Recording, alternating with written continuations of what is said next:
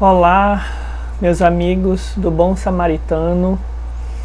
É com muita alegria que a gente aceitou o convite da casa mais uma vez para darmos aqui a nossa singela contribuição nessa atividade da palestra pública que nesse contexto está acontecendo à distância.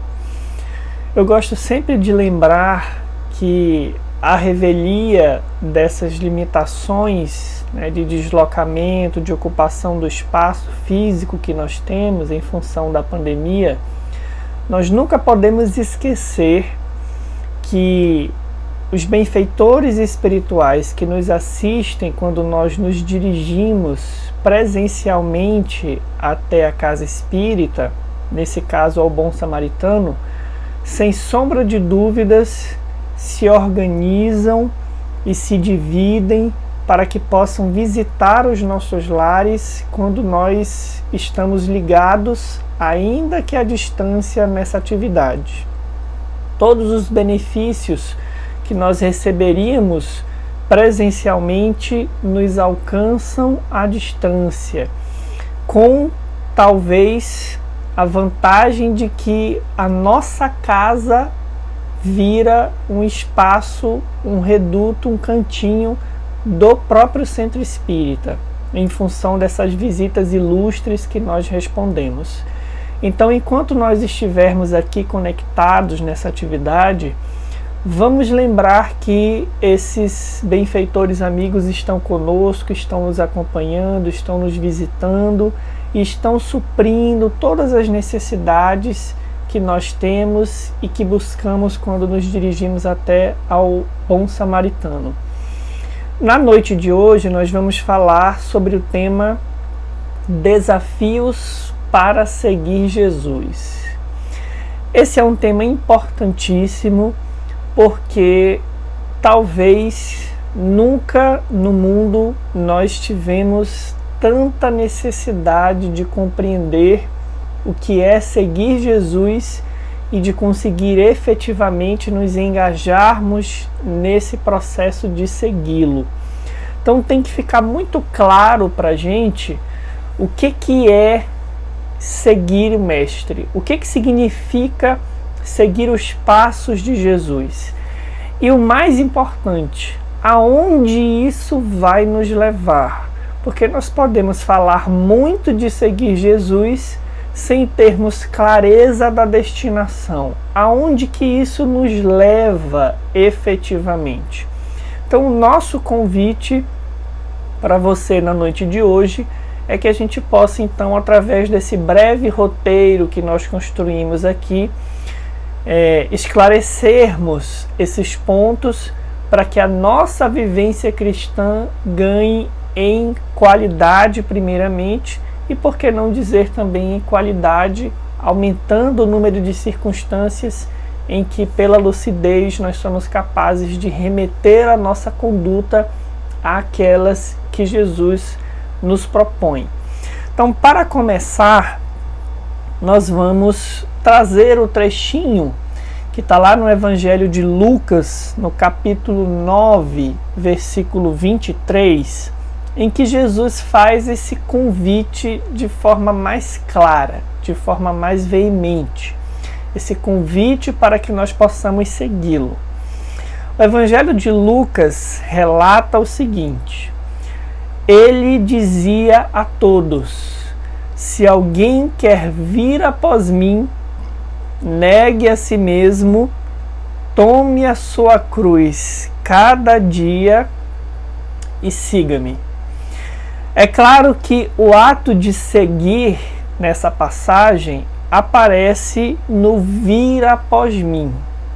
Se alguém me antecede na caminhada e eu vou após essa pessoa, eu o estarei seguindo.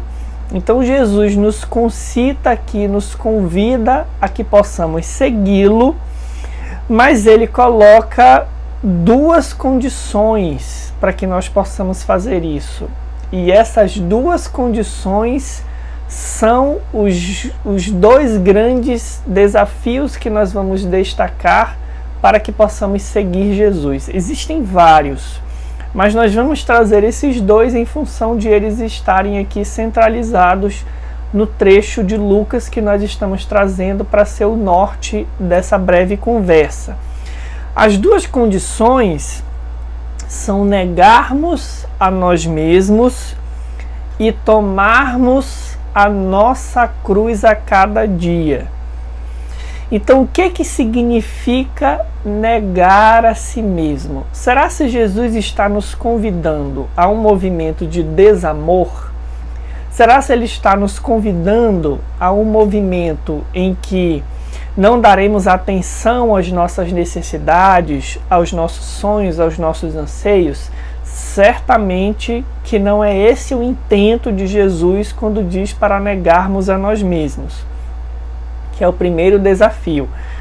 E nós vamos ver o que ele efetivamente significa. E o segundo é tomarmos a nossa cruz.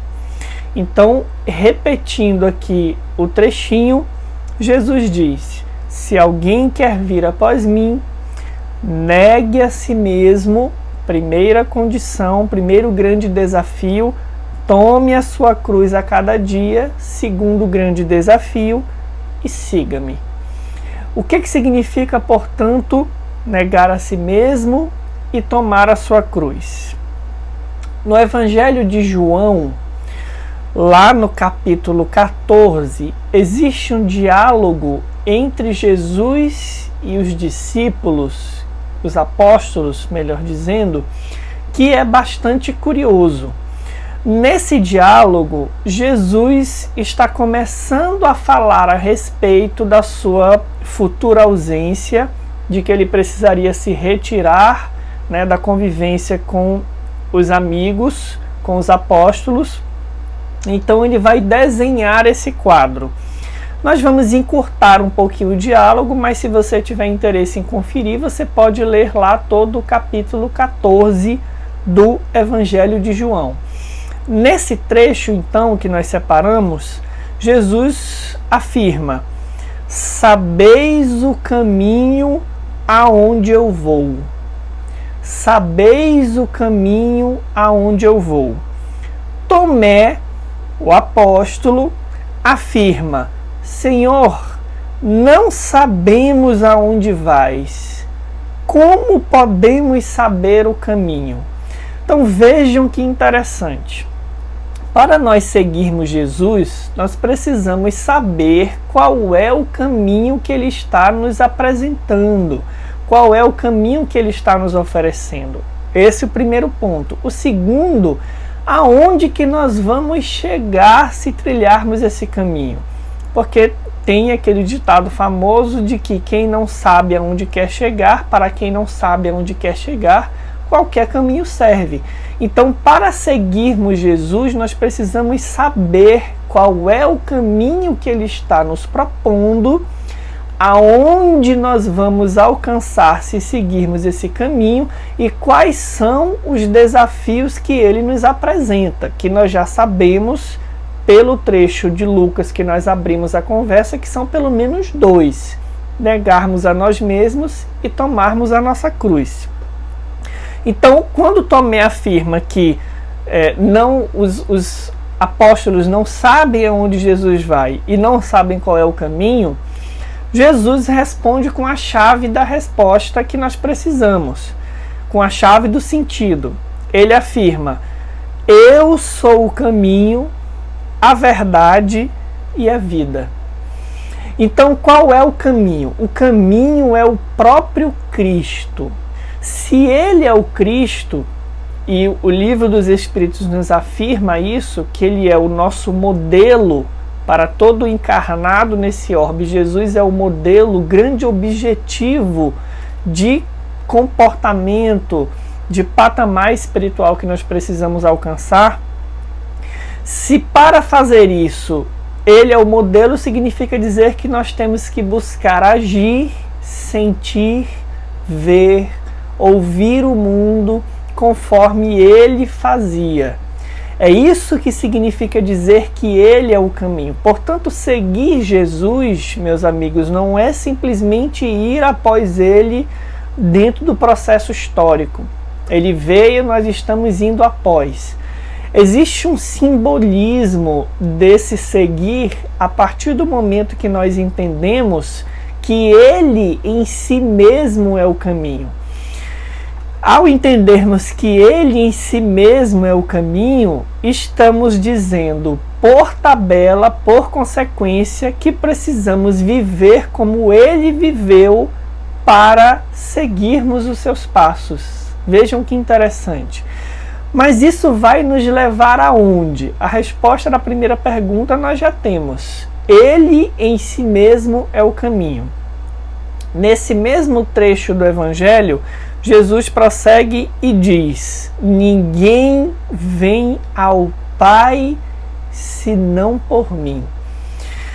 Aonde esse caminho vai nos levar? Jesus está deixando claro aqui: a Deus. Então, quando nós buscamos seguir Jesus, nós vamos chegar até o Criador, até Deus. Mas o que isso significa?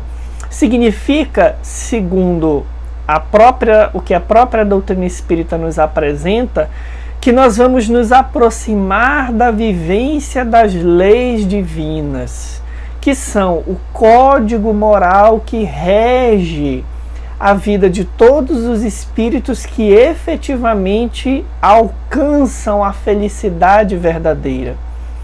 Então, para a gente ir resumindo essa primeira parte, seguir Jesus é fazer o que Ele fez, como Ele fez, olhar o mundo, as pessoas, sentir as circunstâncias, ouvir o que o mundo nos demanda, como Ele ouviu.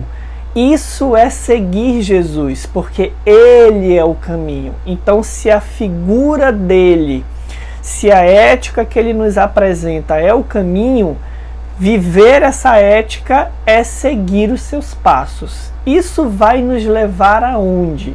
Isso vai nos levar até Deus. Porque Ele afirma que ninguém vem ao Pai senão por mim. E o que quer dizer ir ao Pai? Ir ao Pai quer dizer vivenciar a lei de Deus em toda a sua pureza, que é o que Jesus nos ensinou a fazer, o que Ele nos exemplificou. Porque Jesus não simplesmente falou, Ele deu exemplos de como aquele que vivencia a lei de Deus, ou seja, aquele que vai ao Pai, se comporta. Então vejam que a partir de trechos simples, nós vamos clareando o entendimento dos versículos que nós estamos estudando aqui, do capítulo 14 do Evangelho de João. Jesus prossegue: se me conheceis, vejam bem, conhecereis também a meu Pai. Se nós conhecemos a Jesus, conhecemos a Deus. Desde agora o conheceis e o contemplais. Por quê? Porque nós vemos as leis de Deus sendo vivenciadas em toda a sua força pelo Mestre amigo, por Jesus. É por isso que quando nós olhamos Jesus, nós vemos a Deus. Porque Ele é a expressão máxima dessa vivência, de como aquele que vive a lei de Deus se comporta. E aí tem uma observação curiosa aqui de Filipe, que é muito o que muitos de nós gostaríamos de fazer. Porque Filipe diz assim, isso dá até um toque de humor no diálogo. Filipe diz assim: Senhor, mostra-nos o Pai, isso é suficiente. Vejam que interessante. Filipe está querendo um atalho, como muitos de nós queremos para seguir Jesus. Filipe está dizendo assim: esse processo de te seguir e essa volta toda, isso dá muito trabalho, Senhor. Simplesmente mostra-nos o Pai. Muitos de nós ainda guardamos a ilusão de que seguir Jesus é comparecer a um templo religioso, seja ele qual for, ouvirmos uma preleção, fazermos ali as prerrogativas que aquela instituição nos apresenta, e em função disso estaríamos vendo a Deus e estaríamos por tabela seguindo Jesus. É o que Filipe está pedindo. Senhor, dá muito trabalho tudo isso que o Senhor está falando, e vem após mim, e quem me vê, vê o Pai. Tudo isso é muito complicado. Simplesmente nos mostra Deus, nos mostra o Pai. E Jesus vai responder ao pedido de Filipe, reforçando o que ele havia dito antes. Porque ele responde assim: Filipe, por tanto tempo estou convosco e não me conheceis? Quem me vê, vê o Pai. Ou seja, quem vê Jesus, vê as leis de Deus. Mas não basta ver as leis, não basta conhecer as leis. É por isso que Jesus não simplesmente falou, ele viveu. Então ele está dizendo: vocês convivem comigo há tanto tempo e ainda não entenderam que quando olham para mim, estão vendo o caminho de comportamento, de conduta para chegar a Deus. E ao fazer isso, estarão me seguindo. Como dizes tu, mostra-nos o Pai. Quem me vê, vê o Pai. Como dizes tu, mostra-nos o Pai. Não crês que eu estou no Pai e o Pai está em mim? As palavras que eu vos digo, vejam só, não falo de mim mesmo, mas o Pai que permanece em mim realiza as suas obras. Vejam que beleza! Jesus não está dizendo que Deus simplesmente fala pela sua boca, mas que ele é a expressão da vivência da lei de Deus, em toda a sua força, em toda a sua pujança. Então, seguir Jesus, segundo o que nós estamos vendo até aqui, é vivenciar, olhar para ele, ver como ele viveu, ver os seus exemplos e fazer da mesma forma. Nos comportarmos eticamente segundo as leis divinas que ele vivenciou. Isso nos levará à plenitude, à felicidade. Seguir Jesus não é simplesmente, repito, comparecer a um templo religioso, aderir a qualquer crença ou historicamente viver após ele.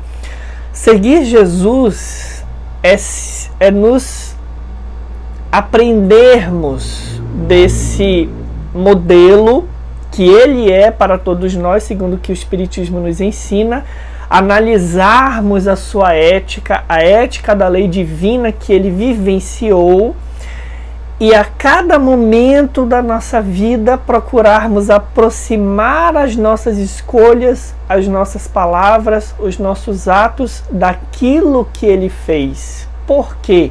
Porque quem vê a ele, vê a Deus, ou seja, vê as leis de Deus. E isso nos levará, portanto, até ao cumprimento dessas leis, até o Pai. E assim nós seremos felizes. Diante de tudo isso, que era muito importante nós estabelecermos, para que possamos entender agora quais são pelo menos esses dois grandes desafios que o próprio Cristo desenha, que é negar a si mesmo e tomarmos a nossa cruz, nós vamos aqui solicitar que o benfeitor Emmanuel possa nos iluminar. E nós vamos fazer isso através de uma mensagem intitulada Realidade e Nós. O que significa negarmos a nós mesmos? Nós já falamos que isso não pode significar aquele que abre mão da sua vida, que abre mão dos seus sonhos, que abre mão de viver conforme aquilo que quer construir. Mas a partir de agora, nós já entendemos que toda a nossa vontade tem que se aproximar das leis divinas para que nós possamos seguir Jesus. O que significa, portanto, negar a si mesmo? Nessa mensagem, intitulada Realidade Nós, o Emmanuel diz o seguinte: aspiras à união com Jesus, ou seja, segui-lo, e, consequentemente, a vitória da paz em ti mesmo, que é a consequência do cumprimento da lei de Deus, é o destino final daquele que segue o Cristo. Para conseguir semelhante realização, será preciso, porém, penetrar mais profundamente no significado das palavras do Cristo. E aquele que quiser vir em meus passos, renuncie a si mesmo, tome a sua cruz e siga-me.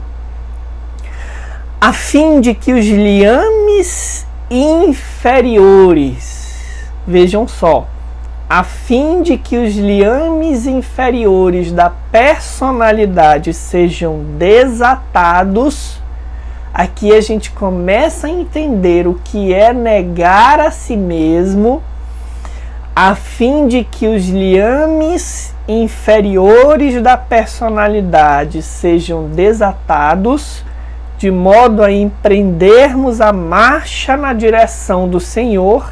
Vejam como tudo vai se casando, tudo vai se costurando. Ninguém vai ao Pai senão por mim, nós vimos.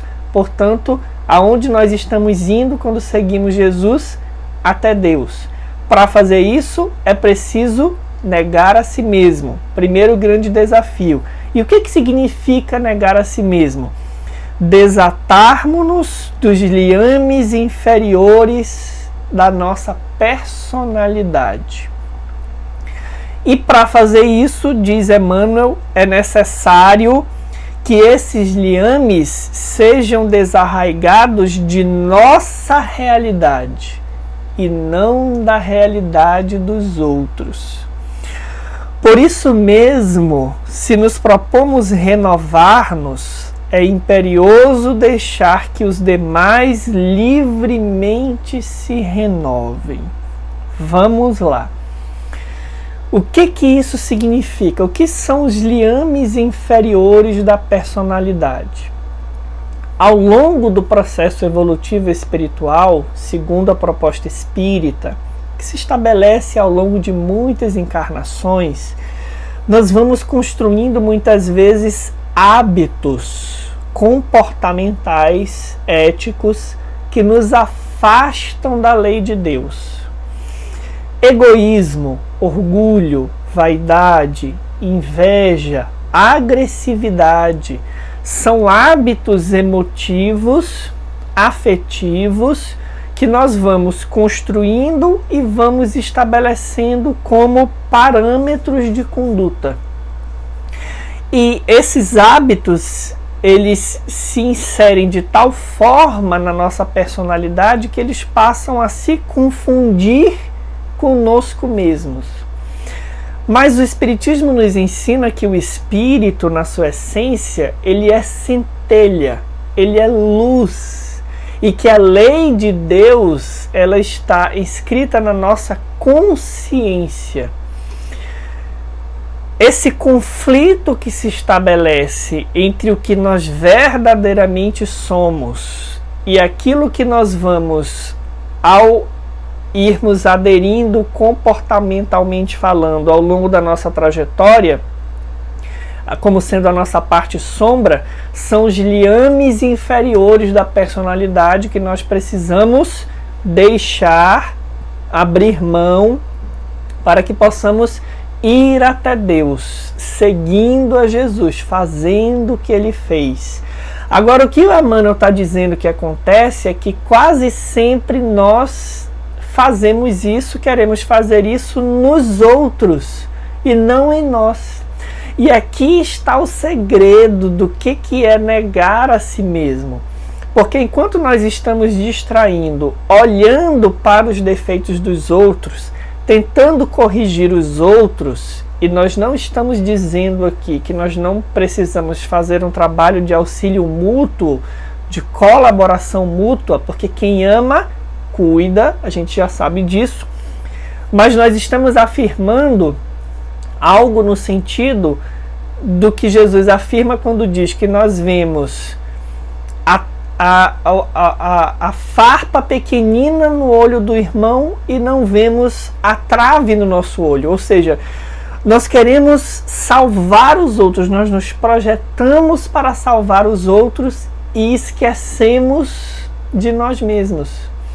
Ao fazermos isso, nós não estamos nos desatando dos liames inferiores da nossa personalidade. Nós estamos fortalecendo, porque quando nós nos projetamos ao outro para tentar corrigi-lo sem que façamos isso em nós, geralmente nós incorremos em gravíssimos erros de maledicência, de agressividade, que nos afastam daquilo que Jesus nos recomendou fazer. Então, o que é negar a si mesmo? Negar a si mesmo é educar a nossa vontade de acordo com as leis de Deus.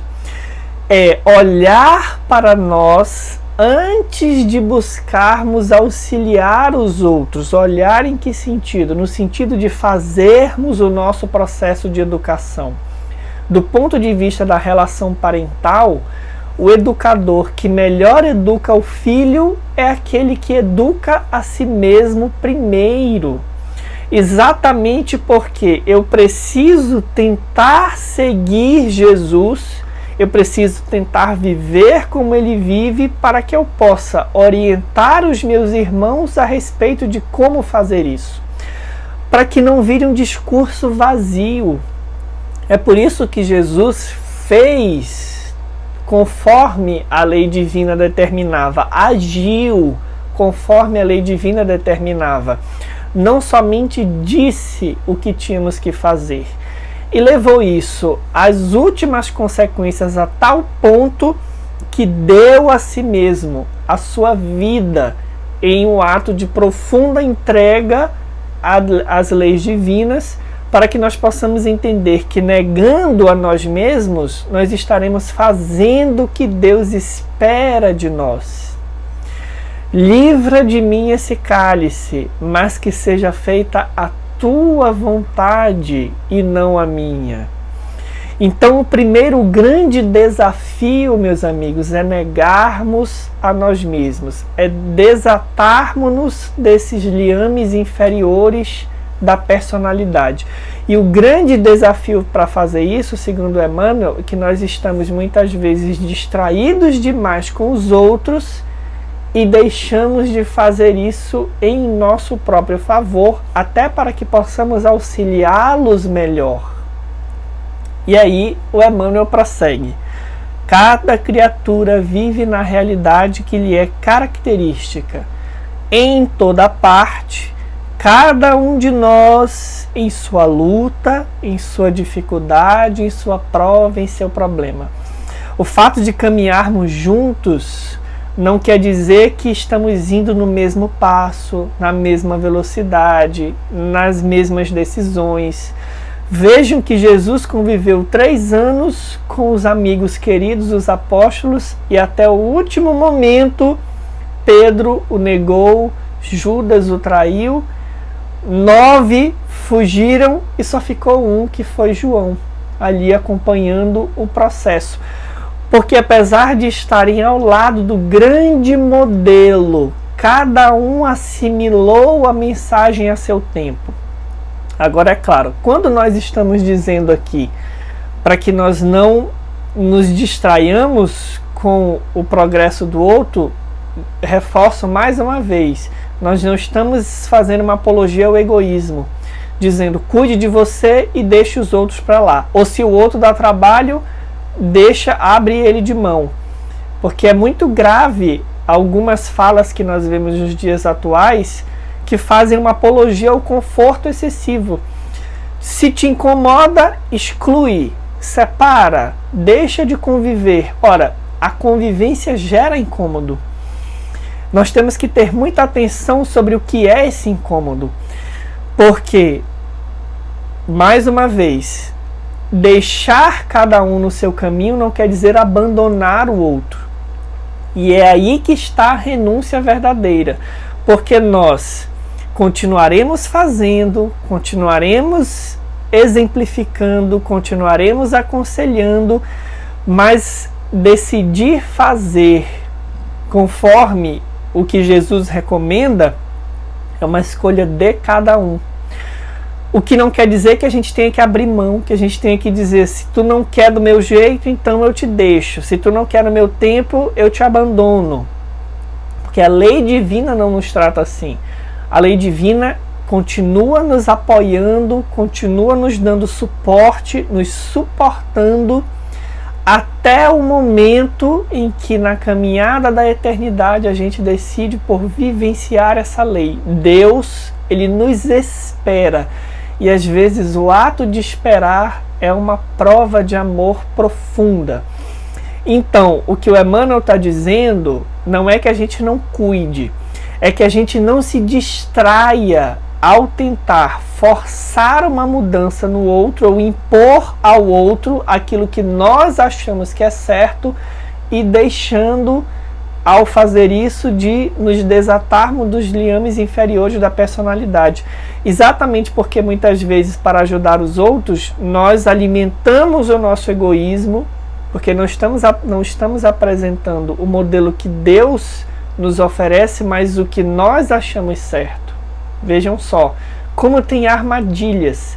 Então, negar a si mesmo é viver aquilo que Deus está nos solicitando, trabalharmos esses liames inferiores da personalidade, não nos distrairmos com aquilo que o outro ainda não pretende fazer, continuarmos amando-o, e exatamente ao continuar investindo no outro, renunciando assim ao nosso orgulho, ao nosso egoísmo de querer que ele atenda às nossas necessidades, estaremos negando a nós mesmos, estaremos trabalhando o nosso egoísmo, o nosso orgulho e começando a seguir Jesus. Porque foi isso que ele fez com os seus, com todos aqueles que conviveram conosco. É isso com ele, é isso que ele faz conosco diariamente. Deixemos cada companheiro ou companheira de caminho na realidade que lhes toca, mas amando e abençoando a todos, atendendo à realidade que nos diga respeito, reconhecendo que não nos achamos no educandário da experiência para dar lições alheias, e sim dar conta das lições outras que, pelas aulas do dia a dia, a própria vida confere a nós. Então isso é o que significa negarmos a nós mesmos. Mas tem um segundo desafio, que é tomarmos a nossa cruz. O que significa isso? Para respondermos essa segunda pergunta, nós vamos continuar aqui pedindo ajuda do Emmanuel, mas agora numa mensagem intitulada Heroísmo Oculto. Nessa mensagem, e é com ela que nós vamos encerrar aqui a nossa conversa, nessa mensagem, Emmanuel começa afirmando que quando nós nos aproximamos da mensagem de Jesus, nós nos alimentamos do exemplo dos heróis que nos antecederam, seja do próprio Cristo ou dos primeiros cristãos que morreram efetivamente por Jesus, que foram queimados como tochas vivas, que foram entregues aos leões, enfim, que foram crucificados assim como Jesus foi.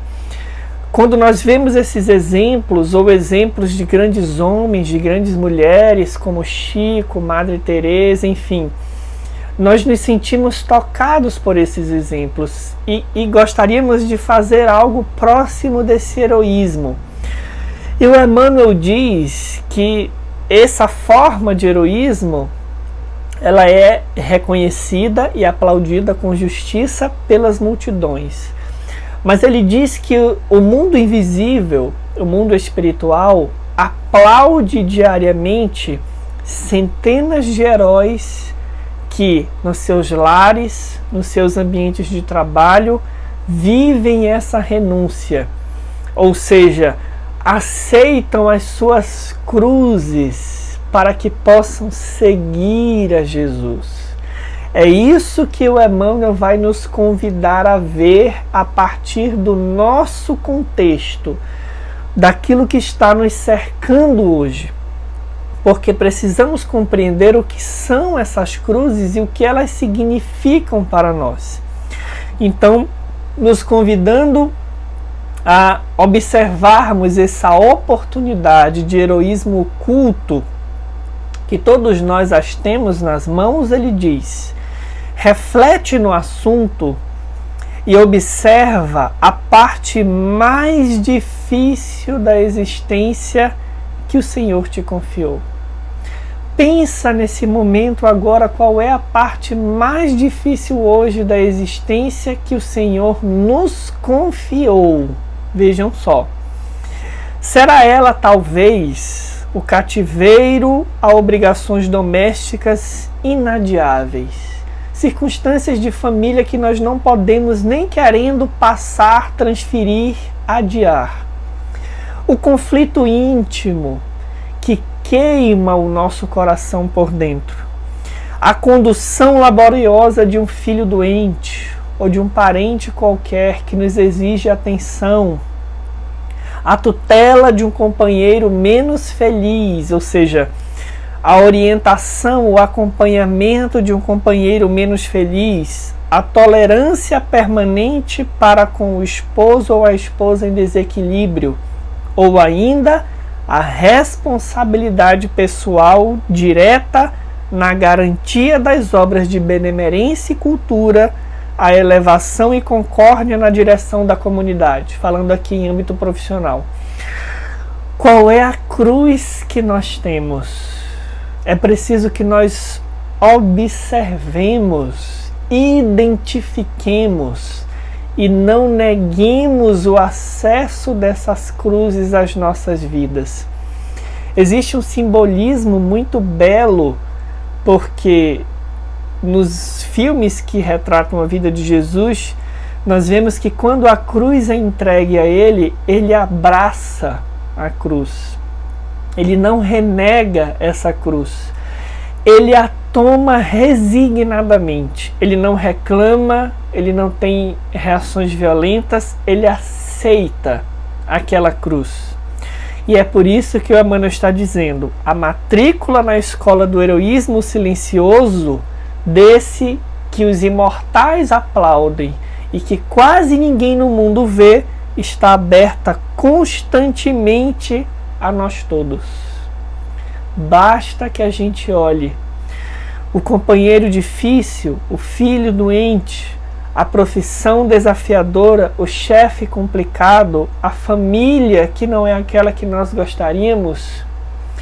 São as cruzes abençoadas que muitas vezes nós mesmos pedimos quando do mundo espiritual, em profundo arrependimento, enxergamos a oportunidade que outrora desperdiçamos e pelo desejo ardente de recuperar esse caminho que nós temos adiado, solicitamos.